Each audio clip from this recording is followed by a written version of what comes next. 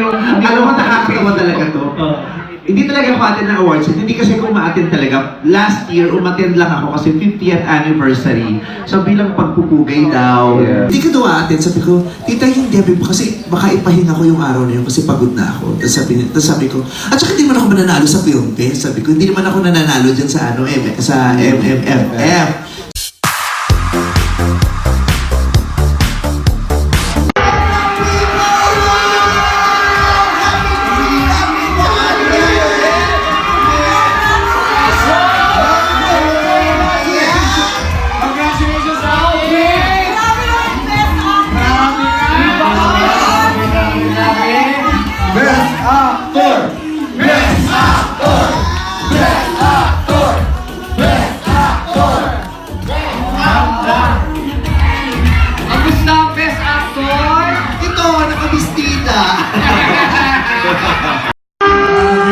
Mula sa kaibutunan ng puso at kaluluwa ni Mother Twinkle, maraming salamat po. Ang saya-saya ko hanggang ngayon cloud 9 pa din ang nararamdaman ko, nakakatuwa. Lahat sa inyo, pinasasalamatan ko. Sa aking mga little ponies, thank you very much. Maraming salamat sa lahat ng mga madang people na sumubot sa sinihan unang araw pa ng December 25. Pumila ng mahaba, nag-aantay dahil madaming sold out. Maraming salamat sa pagtitiis nyo para lang panoorin ang pelikulang to. Maraming salamat. Thank you very much. And congratulations! Ang daming magagandang review.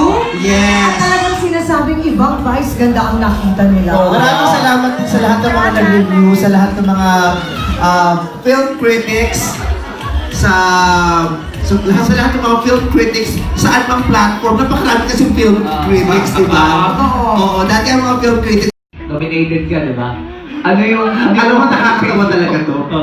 Hindi talaga ako attend ng awards. Hindi kasi ako ma-attend talaga. Last year, umattend lang ako kasi 50th anniversary. So bilang pagpupugay daw. Hindi naman daw. Talagang bilang pagpupugay sa Metro Manila Film Festival. At saka bilang support ako kay Direk June Lana. At saka sa movie natin. Kasi tuwa ako sa pelikula natin. Kaya sabi ko, tara, rampa ako ng awards night. Pero after nun, first day pa lang ng shooting day, sinabi ko, direct hindi ako pupunta ng awards night. Hindi ako pupunta ng awards night talaga ng MMFF. Bihirang-bihira kasi most of the time umaalis kami ng nanay ko.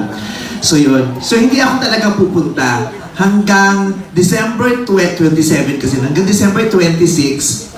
Kinausap ako ni tita ko. Sabi, hindi ka daw attend. Sabi ko, tita, hindi. Kasi baka ipahinga ko yung araw na yun kasi pagod na ako. Tapos sabi ko, at saka hindi naman ako mananalo sa film fest. Sabi ko, hindi naman ako nananalo dyan sa sa MMFF.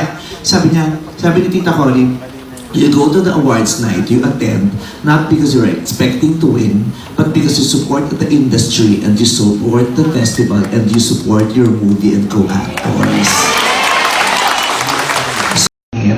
So naka-check-in si Nadine dun sa Dusit. So nakisingit lang ako para mag-makeupan ako. Buti na lang si Bert kasama ko lagi. So hindi na ako masyado nakapag-prepare ng lumang wig ko yung suot ko.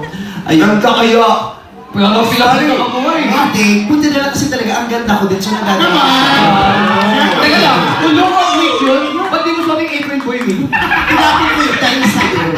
Mahal-mahal ko yung hindi tayo Germany. Iba ko yung April Boy. Tinapin ko talaga. Tapos, in fairness dun sa production ng ng MMFF this year, ang bilis-bilis. So nandun na, nakaupo kami sa harapan, tapos alis ako ng alis. So kala nila, tuwing tumatayo ako, umuuwi ako. Yung kala nila nagpa-check lang ako ng attendance. So nung nanalo na yung anak ko, si Lucas, congratulations sa anak ko. Balik na siya. Kasi nga, nagte-tense din ako. Yung kahit hindi ko nakaka-tense. Tapos, yung mga first set of awards, puro sa ibang pelikula na pupunta. Kaya sabi ko, ay, wala na to. Yung mawawala ka din talaga ng pag-asa. Tapos, nag-a-apologize din ako sa... Sobrang nilang fair at ako talaga yung pinipili nila. Ganun yun. Kaya, tapos nag-CR na nga ako, eto na. Tapos pagkas ko mag-CR, si Seth Medellin at saka si Francine kumakain.